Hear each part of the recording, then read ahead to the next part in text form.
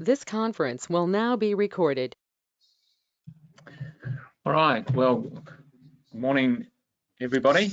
This is our last in our series on the 7 sayings from the cross. We kind of did 1.5 of the sayings from the cross on Tuesday when we looked at the title of I Thirst, and we looked at how it relates to this final phrase in John, "It is finished," or in the Greek, "teleo," which is just one word, finished, done. So we're going to kind of pick up where we left off on Tuesday, and I just want to quickly do a bit of a summary and a recap, particularly in relation to that section in Numbers, because it does play a big part of this final saying in John's Gospel and leads us into the last saying, which is found in Luke's record. So if you remember, let me just see, I think there's a couple here with microphones still on. If you've got your microphone on, could you turn it off? Getting a little bit of noise coming in the background there.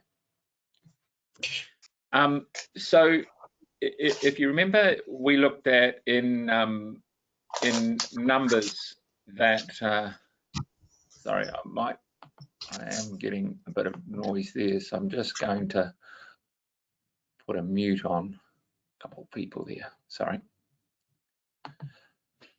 So in the record of Numbers chapter 1 through to chapter 6, we looked at, this is the record really of the whole structure of all individuals under the Mosaic law. It was to do with the ordering and structure of people's jobs and responsibilities and duties and divisions and the various different divisions, all in relationship to the tabernacle. So as we said, Numbers chapter 1, when you think about it, it's all about separation. It's a division where in Numbers chapter 1, you have the story of the division of the men of war. And in Numbers chapter 1, verse 2 and 3, it says you separate every male by their polls, by their counting, from 20 years old and upward, and that all are able to go forth to war. So what you have is a separation by gender, male or female, by age, 20 years old and upward, and by physical ability. So when you look at this group of separation, these are the fit, healthy, physical men. So you have a lot of separation. Male, 20 years old and upwards, so strong, and they have the ability to go to war. Then in chapter 2 of Numbers, you have separation, particularly in relationship again to the tabernacle, but it's all about families. So you're separating by families according to your fathers, according to your tribe, and then you're separated by geography in terms of where your family dwells in relationship to the tabernacle. So if you like, they're set into suburbs, families by suburbs. So you've got a geographical separation and a separation by genealogy, by bloodline. And interesting, that was all relationship to the tabernacle. So you can kind of see, you know, like who had the best suburbs. Well, you might say Ephraim had a pretty good, Ephraim, Manasseh and Benjamin, sons of Joseph, they had a brilliant suburb in relation to the tabernacle because they were on the west side, so they got to see the sunrise every morning. So they got to see the sunrise every morning over the tabernacle and over the glory. Judah, Issachar and Zebulun, they were on the east side, so they had pretty good suburbs in relationship to the tabernacle because they saw the entrance to the tabernacle and they got to see the sunsets. And it's like, oh, poor Dan, Asher, Naphtali, Gad, Simeon and Reuben, because they just got the north and south and they didn't really get to see lots. But anyway, that's just the side. I thought that was quite funny when you think about, you know, the privileged suburbs as they dwelt around the tabernacle. When you come to chapter 3 and 4, you get really close. Now you're going into separation of one family. So now you're looking at the family of Aaron. The Levites are separated, and they're separated by their physical tasks that they do in the tabernacle. That is, the Gershon, Kohath, and Merari all had physical responsibilities in terms of carrying the tabernacle. And then you had spiritual tasks with the sons of Aaron, and there was separation, of course, even with that, in amongst the priesthood, because, of course, you had the high priest, and then you had the other priests which offered as well. So various degrees of separation within one family. When you come to chapter 5 of Numbers, you now have separation by sin and disease, if you like, those that were outside the camp. This is like the most extreme. So you've kind of gone right into the camp, from the soldiers to the families to the house of Aaron, and now you're getting this picture going right outside the camp. What about all the sinners? And what's interesting in this is that although they are separated by sin and disease, there's no class distinction here. So if a priest happened to get leprosy, he's outside the camp as well. And you can think of the story of Miriam and that. So when it comes to sin and disease, there is no class distinction. There is no gender distinction, either male or female. They're all set without the camp. Now, up until this point in Numbers, all of those separations have been imposed upon the people. There's no choice in those separations. This is what was instructed to them by law, under the law of Moses. So Moses separated all the fighting men. Their family separation, well, you don't have a choice about, you know, you can choose your friends, you can't choose your family, they say. So where you were born and into what family, that designated where you lived. That designated your allotment in terms of your relationship to the tabernacle. When it came to the priesthood, you didn't choose to be a son of, you know, of the family of Levi or of Aaron, and the high priest didn't get to choose that. It was just a bloodline that gave him that. So, and then when it comes to sin and disease, there's no choice until you get to the last part of Numbers chapter 5. And in the story that we said about the law of jealousy, this is the first voluntary action, the first choice that somebody makes in terms of separation. And this is a case where a husband who suspects his wife of infidelity makes a choice of how to deal with that suspicion, that thought in his mind that his wife might have been unfaithful. And his choice in Numbers chapter 5 is, would he put her through this public humiliation?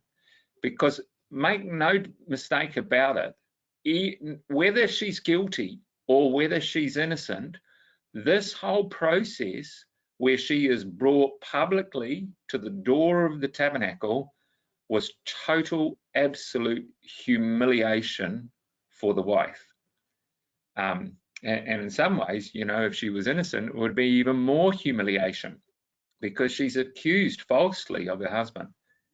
So this is the first voluntary situation under the law. And what's interesting, when you get to the end of Numbers chapter 5, there's this little comment there, which is the end comment about this man and his wife. So it says, if it is that the wife is guilty, that she has been unfaithful, and she is found to be pregnant to another man, then all of those curses will come upon her. And then it says in verse 31 of Numbers chapter 5, and the man shall be free from the iniquity, but the woman shall bear the iniquity. And you know what's interesting about this is it's almost like, what's the elephant in the room with this statement? What's missing out of this statement? Well, what if the woman is innocent? Where does that leave the man who has falsely accused his wife and put her to a public humiliation before the entire nation? Now, just think about that, as we said, in terms of relationship to when Jesus asked for that "I thirst" and took that bitter concoction, which is exactly the same concoction of Numbers chapter 5. Because the nation of Israel said to Pilate, "His blood be upon us and our children." And he was put to an open shame, and he was publicly humiliated in the eyes of the nation. And so you get this incredible story at the end of Numbers chapter 5, which if you kind of added an extra verse, you would almost say, okay, if the woman is innocent, that means the man should bear the guilt of his false accusation and of her public humiliation, which is what happened to the nation of Israel. And so then, of course, you have in chapter 6 this incredible story of an introduction to a whole new priesthood. It's an introduction to the Nazarite. And what's interesting about Numbers chapter 6 is this is completely outside the law. A person could be a Nazarite, and it didn't matter what gender they could be. They could be male or female. It didn't matter what family they came from. There was no physical distinction. There's no mention of age. Their separation is simply based upon their choice to act and serve, or to act in God's service like a priest. Now you'll notice that the voluntary things that the Nazarite do is, one, no strong drink, no razor upon the head, and not to come near a dead body. Those are all the things that are mentioned about the high priest. Leviticus chapter 10 says he's not to drink strong drink. Leviticus chapter 21 says his head is to be separate as a holy crown. And Leviticus chapter 21 says he's not to come near a dead body. So the point of the Nazarite was they became priests from any family, any tribe, and any gender.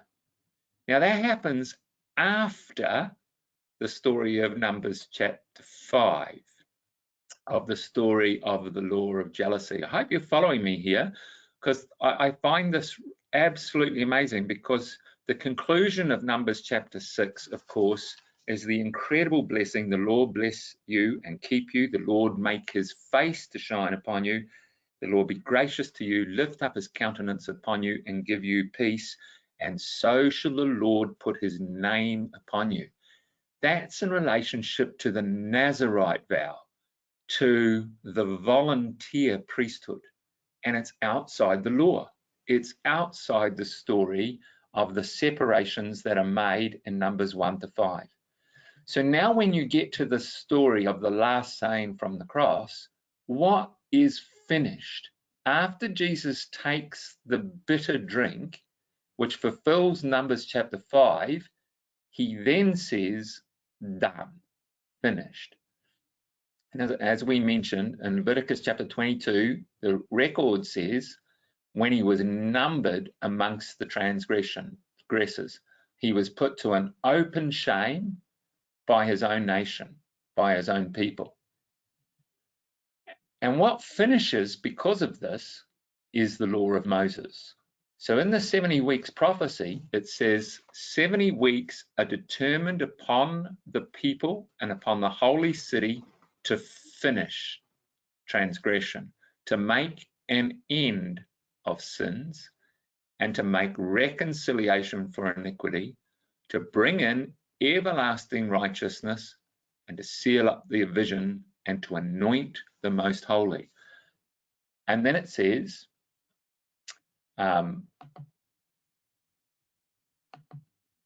So, sorry, the 4 things listed there: finish transgression, make an end of sin, to make reconciliation, and to bring in everlasting righteousness. Those are the 4 things that are said in this record.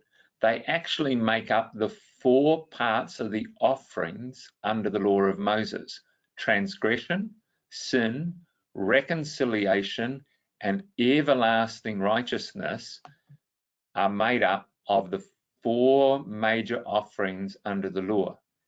And if there's not evidence of that, well, it goes on to say in verse 26, and after 62 weeks, Messiah shall be cut off, but not for himself. He will confirm a covenant with many, and in the midst of the week, he shall cause sacrifice and oblation to be finished, to be done. So when Jesus cried, "It is finished," it's the end of the law. He's put an end to it. He's put an end to all the separations which were made under the law from Numbers chapter 1 through to Numbers chapter 5. Here are the 4 offerings under the law. First one, to finish transgression. That's the trespass offering. To make an end of sin. That's the sin offering. Peace, to make reconciliation. The 2 aspects of the peace offerings. The burnt offering was the continual burnt offering to bring in everlasting righteousness. It burnt day and night and it never ceased. It was the everlasting offering before the Lord. And when you think about Jesus on the cross, you saw the trespass offering with the story of his first saying.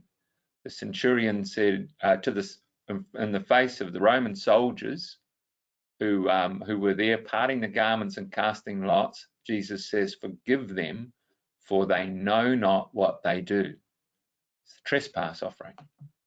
The sin offering is in relation to the thief on the cross. We die rightly. We deserve to die because we receive the just rewards of our deeds. We are sinners. And Jesus, of course, said, "If you're with me, you'll be in paradise." In regards to the peace offerings, you see that in the story of Mary, because the peace offering was the offering under the law when the person actually brought the offering and offered it with the priest. They shared in this offering. They actually put it on the altar with the priest. It was the only offering they did that with. They brought their peace offerings and together with the priest, they put it on the altar. And of Mary, yea, a sword will pierce your own side also. And with John, you will indeed drink of the cup that I drink of and be baptized with the baptism that I am baptized of. Mary and John were sharing in that offering as part of the process of reconciliation. And with the burnt offering is the offering which we're about to look at. Into thy hands I commit my spirit, the everlasting offering. So I thought I'd just give you that background, because where we're really going now is you now move from Numbers chapter 5, it is finished. He puts an end to everything under the law of Moses. And now he's about to bring in the everlasting covenant, which has to do with the Nazirite priesthood, the voluntary priesthood, the people that say, we will follow Jesus, not by law, not because you have to, not because you're born a Jew, but because you turn around and say, I want to serve, I want to honor God. And therefore you choose a life of obedience, and you choose the terms of your separation to follow Jesus. And that's the beauty of what Jesus is doing at the cross. So this final saying that Jesus makes, verily, Father, into thy hands I commend my spirit. This is the third of the saying that is found in Luke's record. Luke chapter 23, verse 46. And as we said, in Luke's record, it says, after he cried with a loud voice, he said, into thy hands I commend my spirit. And I think the loud cry that he cried was finished, done. And as he breathes out his last, he breathes, Father, into thy hand I commend my spirit. This is the first true saying from the cross that Jesus is expressing directly to his Father. All the other sayings were for the purpose of others around them, for the purpose of reconciliation, for the purpose of finishing his work in terms of the atonement. But now this is really personal. This is his relationship to God. And this is his total offering to God. He's finished, he's done the work that God sent him to do, and he's now dedicating himself, his life work, to his Father. And as we mentioned, God gave Jesus the power of the Spirit to lay down his own life. He chose this moment, and I think the timing was absolutely perfect.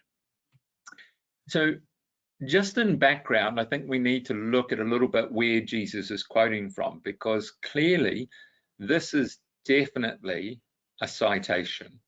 Unlike my God, why hast thou forsaken me, which has been put in there by the translators trying to interpret what he meant by Eli, Eli, lama sabachthani. This saying, Father, into thy hand I commend my spirit, is a direct citation from Psalm 31, verse 5. So if you come to Psalm 31 for a minute, this is a beautiful chapter, a Psalm of David. And this story in Psalm 31, verse 5, we need to kind of look at the background, but verse 5 is where Jesus quotes from. Into your hand I commit my spirit. And incidentally, that he stops halfway through that verse. So he quotes 5a, if you like. I believe that the first thing Jesus would have said when he came out of the grave 3 days later would have been 5b. You have redeemed me, O Lord, faithful God. So he breathes his last and he quotes 5a, and what's, like clearly missing out of that is the second part, which happened, I believe, in his resurrection. But this psalm is really interesting because if we go to the background of this psalm, verse 15, one of the key verses in here where David says, my times are in your hands. And this is a number of phrases that, the idea of God's hands are being revealed in the psalm. Into your hand I commit my spirit, verse 5, and my times are in your hand. So this picture here that you see is a great picture of, our times are completely in God's hands.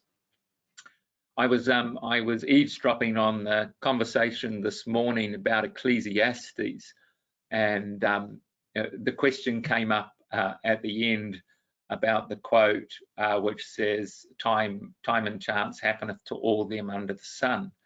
And how do we see this concept of time and chance?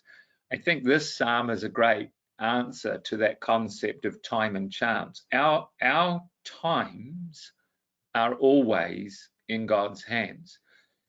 And just on a side, with Ecclesiastes, there's something I might throw in there for those that were discussing that this morning.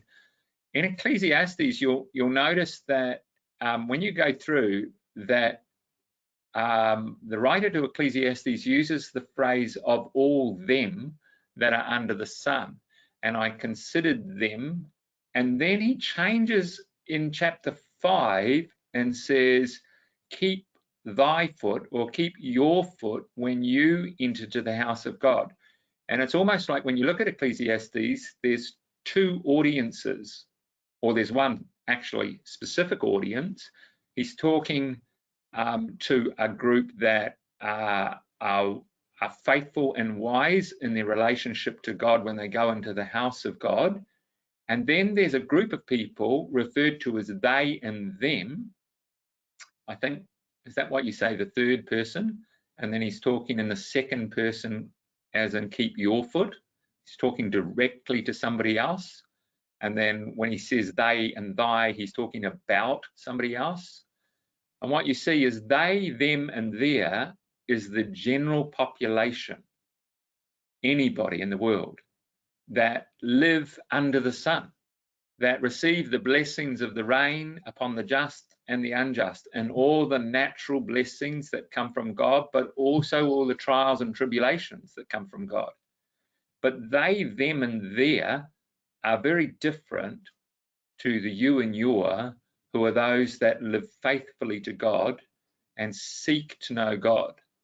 And when he says, time and chance happeneth to all them under the sun, I think he's talking to a different group of people. So that's just another explanation on that. I think time and chance happeneth to the general population, but our lives are completely and absolutely in God's hands. And yes, things good or bad happen to us, but God knows them all, and he is cognizant of them all, and none of those things happen without his control. He's conscious of everything that happens to us. And I think that's really important in terms of understanding this psalm. So the background of this psalm is it's the story of David, and the reason why people have sort of found the background, there's a lot of references in this psalm to the strong city, which comes from the story of 1 Samuel chapter 23. The word Keilah, where David fled from Saul, means the fortress, the citadel, the strong place. And you'll also notice that if you've got your finger in Psalm 31, just come back to 1 Samuel chapter 23 for a moment, and I'll give you another really great connection into this story, and we'll build on this in a second. So 1 Samuel chapter 23, you'll notice at in verse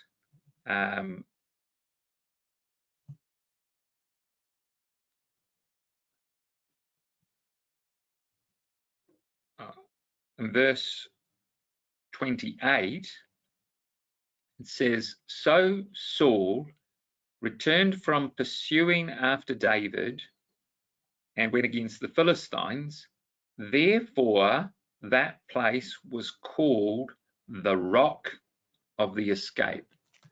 And when you come back to Psalm 31, it says in verse 2, incline your ear to me, rescue me speedily, be the rock of refuge to me, the strong fortress to save me, for you are the rock and my fortress.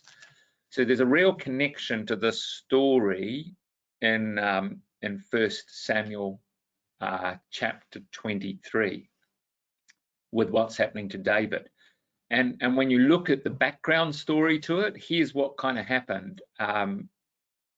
So what happens, this is about David being rescued, not just from Saul, but from multiple wicked people who betray him. David is constantly being betrayed in this record.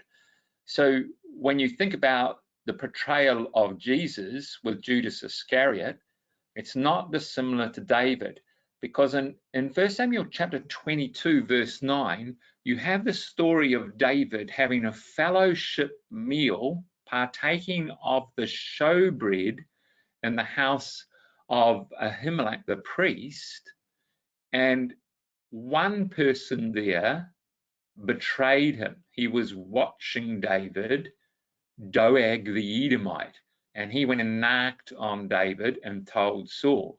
And he kind of fulfills your story of Judas Iscariot, mine own familiar friend who hath eaten bread with me has betrayed me.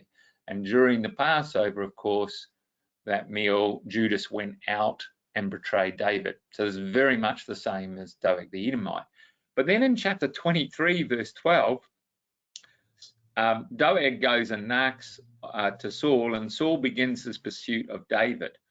And David runs and goes to the city of Keilah.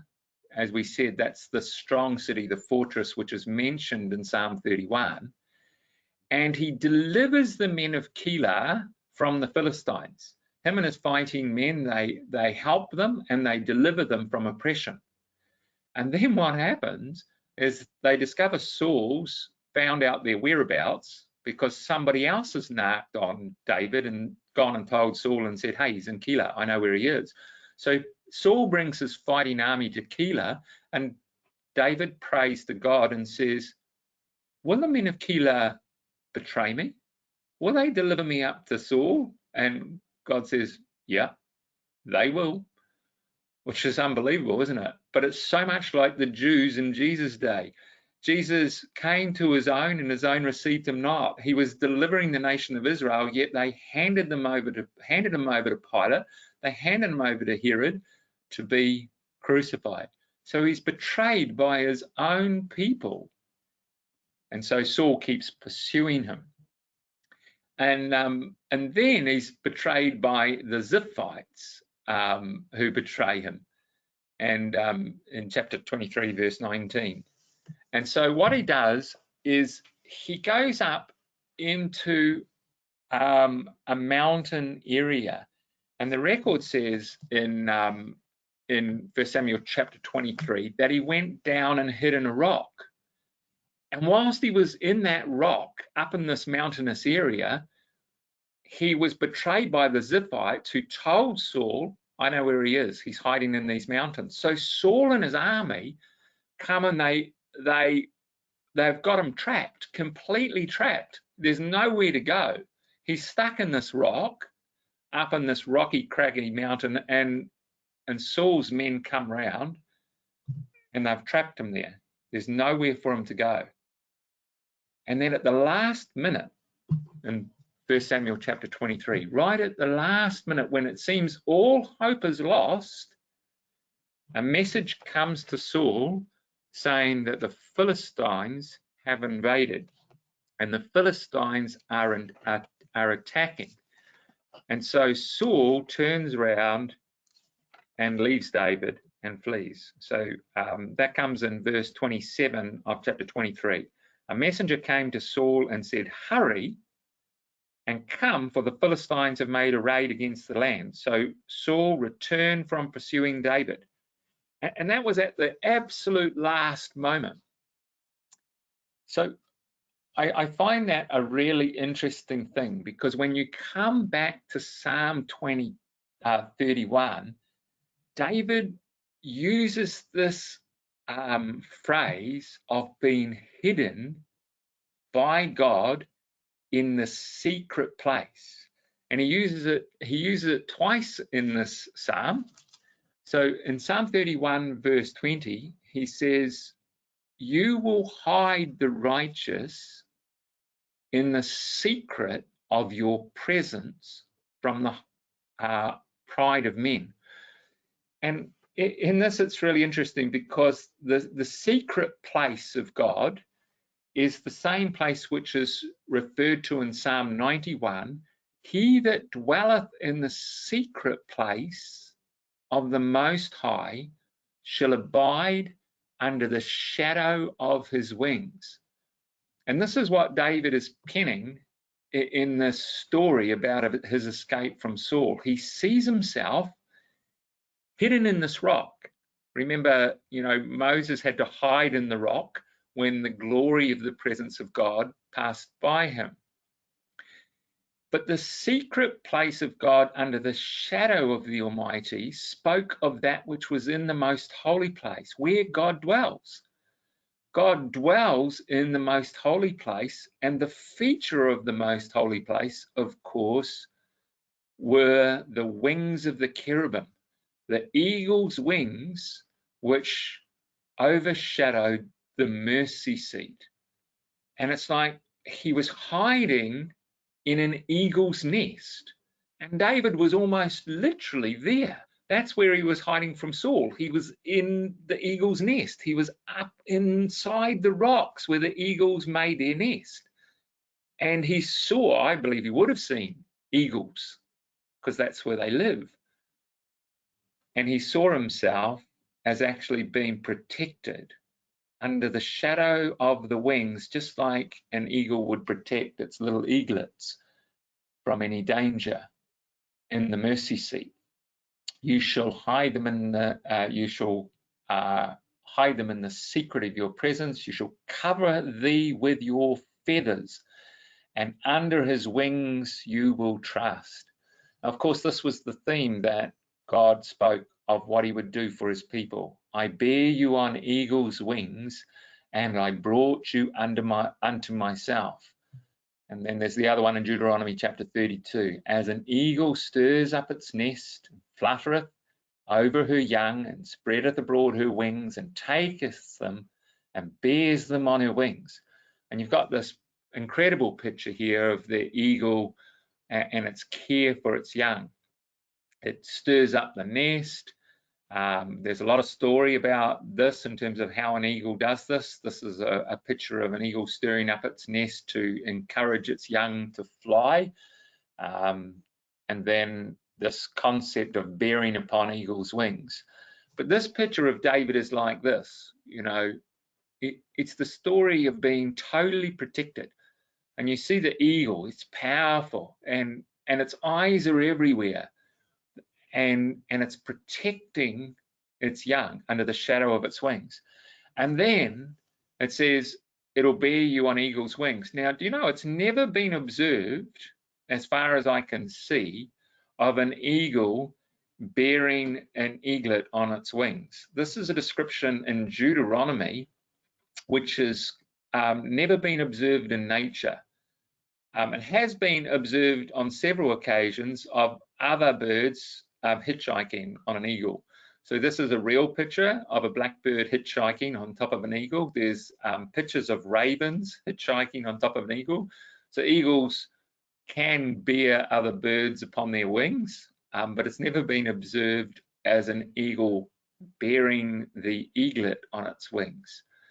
Yet this is the description of the Bible, that God is like the eagle and capable of rescuing a falling eaglet and to bear it upon its wings.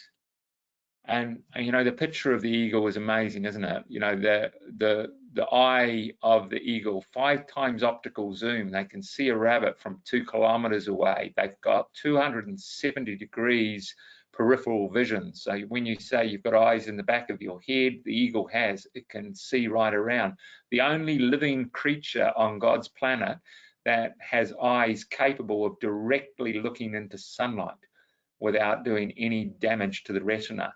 Somehow God's given it this ability. And the reason it can look into sunlight like that is it's able to fly above hurricanes.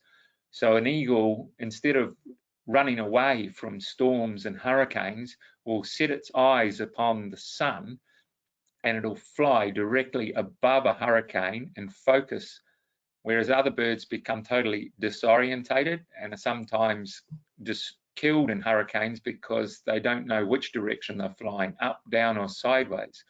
Whereas an eagle, because of the power of its wings and its eyes, are able to overcome or withstand a category, well, it's been seen of category 4 hurricanes of eagles flying into the face of them. Pretty amazing. And that's about, you know, like David, facing enormous pressure. This time of Psalm 31 for David was one of the most difficult times in David's life. He didn't know what to do. He was struggling. He was constantly trying to defend himself. When he ran away from the priest's house, when Doeg betrayed him, he took Goliath's sword with him. You know, that's the biggest sword you can imagine. But like Peter, here are 2 swords, let's go and fight. And Jesus said, you know, my kingdom's not of this world. before he at Achish, David feigned himself mad and went yabbering and yabbering and yabbering before the king because he was terrified for his life. When Jesus came before Herod, he spoke not a word. He never lifted his voice. He never took a sword, because constantly Jesus was trusting in God's ability to deliver. He set his affection upon God. And then you've got this picture of the everlasting Father. The Lord is the everlasting God, and they that wait on the Lord shall renew their strength, and they shall mount up with the wings of eagles. So when you get to the end of Psalm 31, it says, be strong, let your heart be courageous, all you who wait for the Lord. And they that wait for the Lord shall mount up on wings of eagles. And I think this picture of Jesus saying, into thy hands I commend my spirit, is the first living example of like an eaglet falling, knowing that his Father would bear him up on eagle's wings, knowing that he was not going to fall to his destruction, totally trusting in God. But the other thing that was happening, Jesus was finally conquering death. And so in Jesus' last breath, into thy hands I commit my spirit, he dealt the final blow to the serpent. You know, the serpent's realm is on the earth, isn't it? The power of the serpent exists on the ground. It was part of the curse of the serpent that he should crawl on his belly. And the serpent's domain is on the earth, whereas the eagle's domain is in the heavens. And you know, there's one creature the serpent is terrified of, and that is the eagle, because the eagle is the creature that has power over the serpent. Hebrews chapter 2 verse 14 says, since the children share in flesh and blood, he also took part of the same, that through death he might bring to naught him that has power of death, that is the devil. And the way you deal with the serpent is you take it out of its domain. And the eagle deals with the serpent by pulling it off the earth. And once it's taken off the earth, it's rendered powerless. It has no power. And in this picture of Jesus on the cross and finally surrendering to his Father, he's completely rendering the serpent powerless. The serpent has no domain in the heavens, and he's called us to sit in the heavenly places in Christ Jesus. And as he breathed that last, Psalm 31 verse 5, and said, into thy hands I commit my spirit, instantly there was this enormous earthquake that shook the earth. And at the very same time as that happened, Caiaphas was standing right in front of the veil of the temple, ministering, because it was the time of the Passover. He had come to offer the Passover lambs at the time of Passover. And that veil rent from top to bottom. You know, Caiaphas had only stood before Jesus hours earlier and tore his garments from top to bottom, which was not permitted to do by a priest, and cried, this is blasphemy.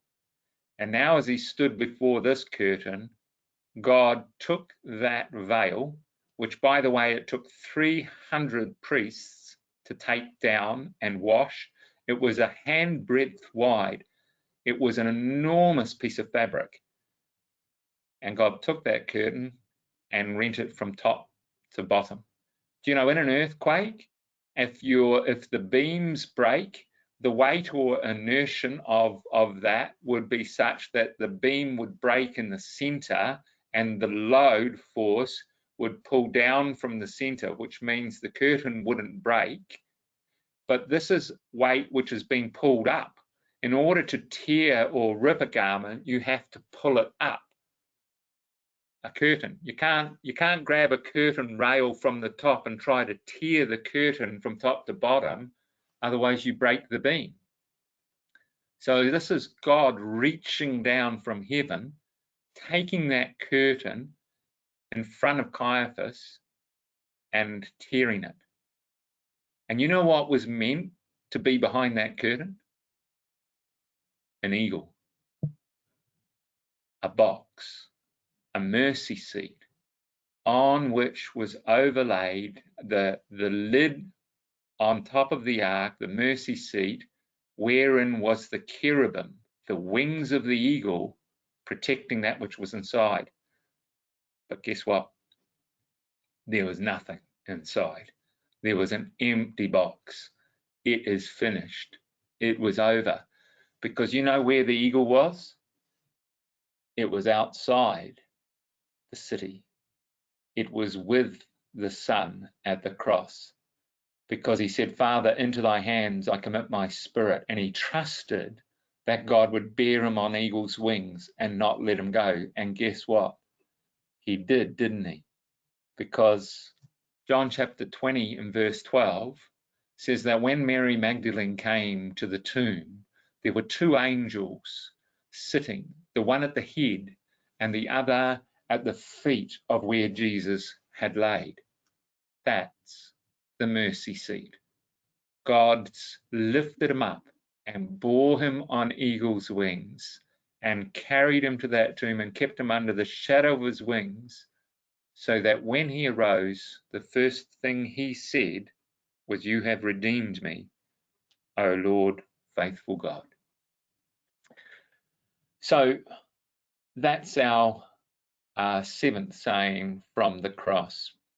I hope by this you can see that Jesus had, like, there's no doubt during that time on the cross, it would have been incredibly tormenting on the mind of Jesus to have stayed focused.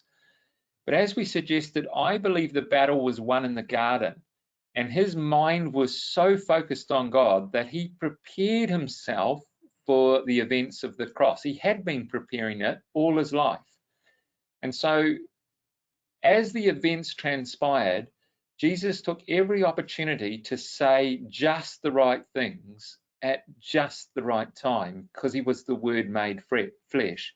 And he spoke 37 words which spoke of the story of redemption. And as we said, in those words was a statement of mercy, a statement of hope, a statement of love, a statement of trust, a statement of desire, a statement of triumph, and a statement of dedication. This is the story of salvation. God first shows mercy to us. He demonstrates his love to us whilst we were yet sinners. Forgive them, for they know not what they do. Then above this mercy, he shows grace and gives us something far beyond that which we ever deserve, hope. With me, you will be in paradise. And through that mercy and grace that he's shown to us, we learn to see his love and develop love and begin to show love one to another. That's the first fruit beginning to sprout from the ground. And as we develop in life, we learn to see and we learn to trust that he will never leave us nor forsake us. Eli, Eli, lama sabachthani. The Father is with the Son always. And as we grow older in life, that trust develops to an insatiable desire for that which God will bring, the kingdom. I thirst. And then ultimately it comes to a story of triumph. I have finished it. I have done. Being prepared to lay down our life and give it back to God who gave it to us. Total dedication. Now, if you think these words, aren't structured in this way, aren't, designed to be a pattern of life, Just think how the sayings of Jesus are used by other people in the New Testament. Stephen's last words in Acts chapter 7 is this: as they stoned Stephen, he called upon God and said, Lord Jesus, receive my spirit. That's the seventh saying of Jesus from the cross.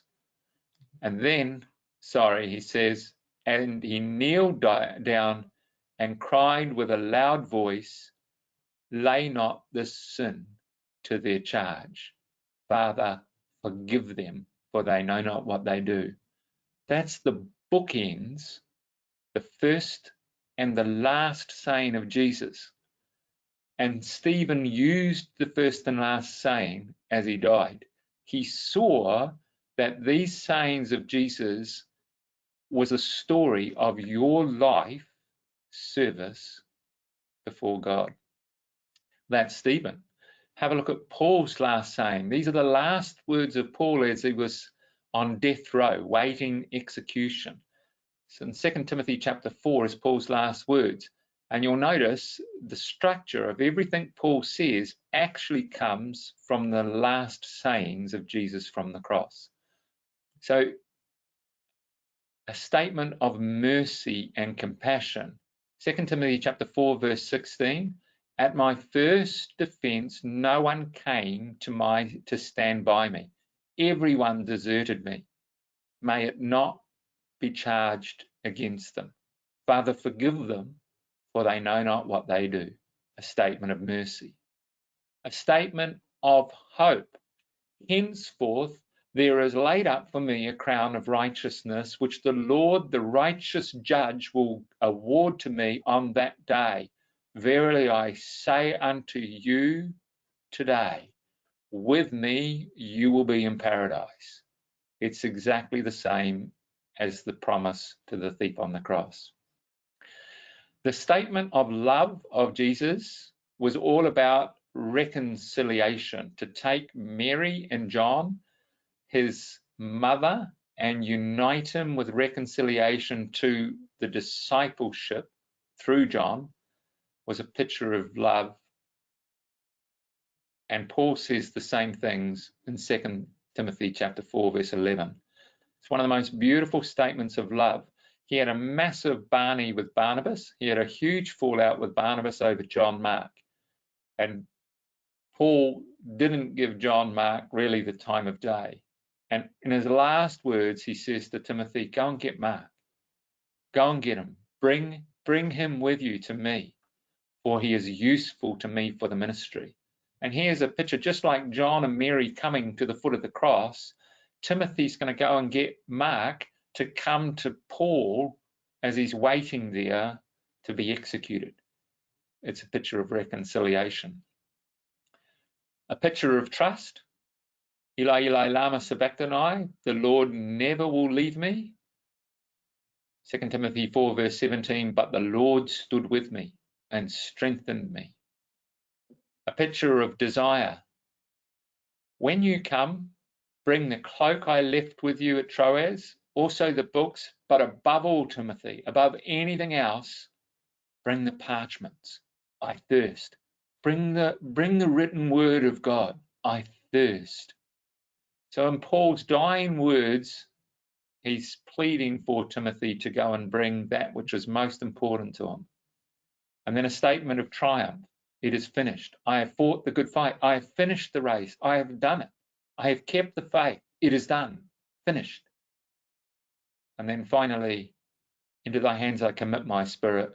Paul says, for I am ready to be poured out as a drink offering.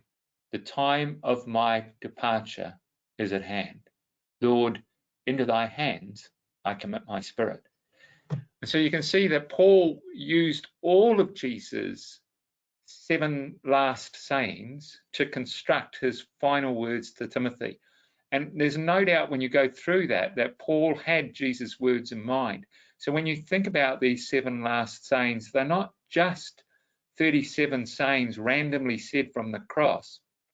They are, for us, 37 sayings which should be the hallmark of our life in Christ. Even so, come, Lord Jesus. Thank you.